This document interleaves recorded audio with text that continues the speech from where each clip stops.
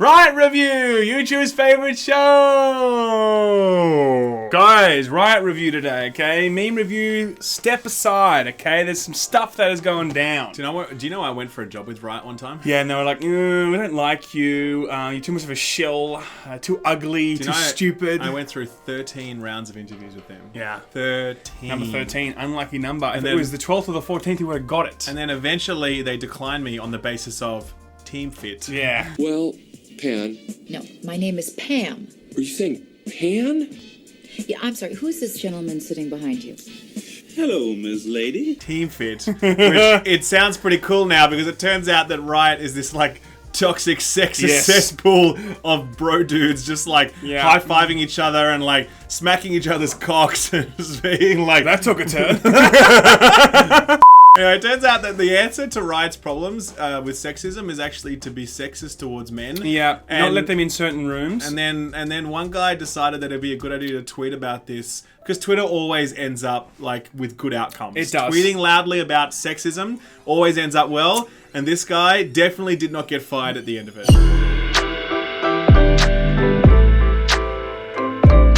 Okay, so Twitter. Everyone loves Twitter. Everyone loves to see when someone puts some stuff on Twitter. People never get fired, okay? I mean, if we look at Jessica Price, for instance, she never got fired for making outrageous remarks about men, for instance, okay? Now, this is a very similar type of situation, I feel. Here's the background, right? Riot... They make a little game called League of Legends. You might have heard of it, Sam. Yes, I know the one. We used to play it back in the day. Good old FPS. Love that game. Now, Kotaku recently did an expose on Riot. And what they unearthed was there were 24 women/people, as in, men, women, non-binary, whatever, spoke to them and detailed all of these examples of just horrendous sexism within Riot, okay? So we're talking about things like, women not getting promoted, obviously. Women being talked over in meetings. Women being told that they were uppity, they didn't fit the culture.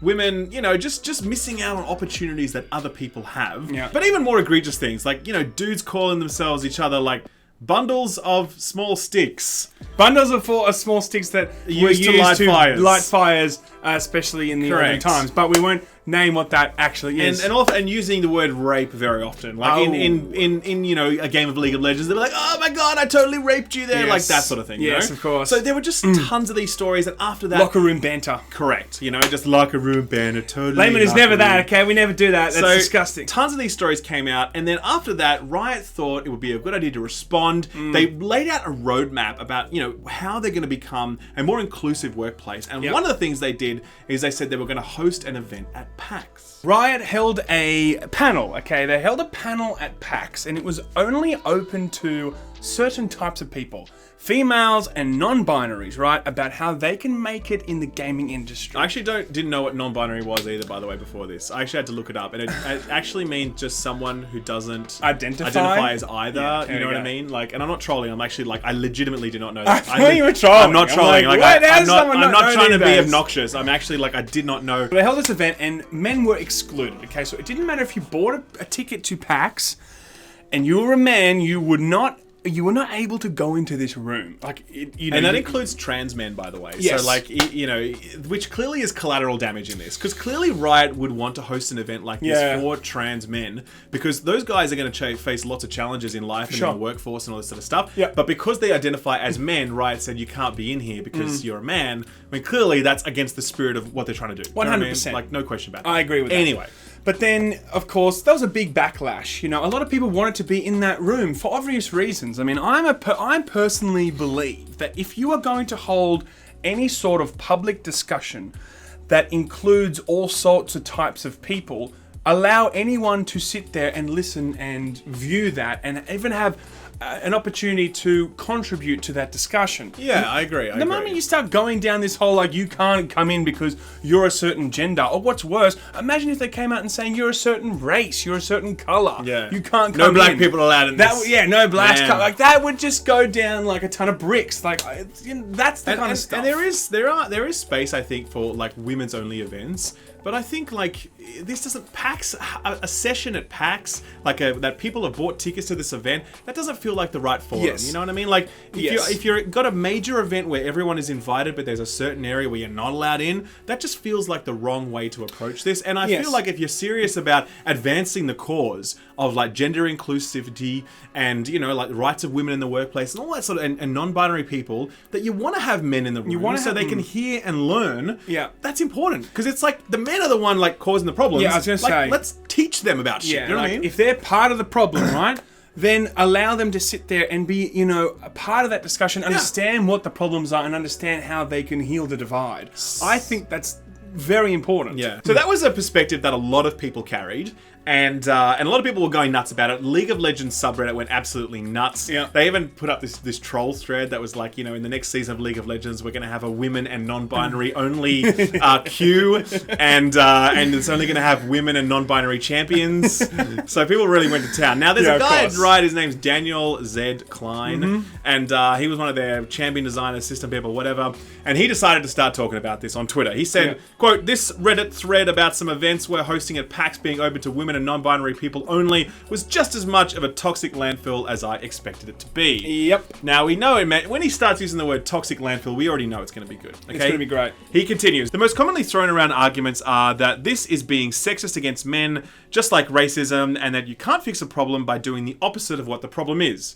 New line. Cool. New line. That's bullshit." I just don't understand how he... the first part is so logically sound. It's like, yes, I agree with that. But allow him to explain to you why you're wrong. Sam. I want to be mansplained by this man. This is the best part. Ready? Systemic sexism and racism exist at the intersection of bigotry and power dynamics. Racism isn't just being called the N-word. It's that plus no one caring when you protest, plus not being given a loan a white person would have gotten, plus being shot by the police for no reason. The reason that sexism against men makes no sense as a concept is that men have the power. They're privileged in so many ways, from small invisible things to large outrageous things, like a confessed abuser and harasser like Louis C.K. can just have a comeback and that's fine.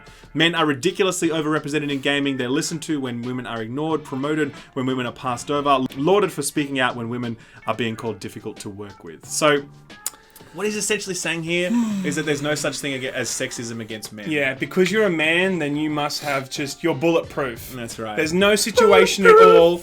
Nothing to lose. There's no situation... Oh, my ears hurt now. Jesus. No, there's no situation that you know, a man is not going to feel like he is excluded from and not feel like that's unfair. Yeah.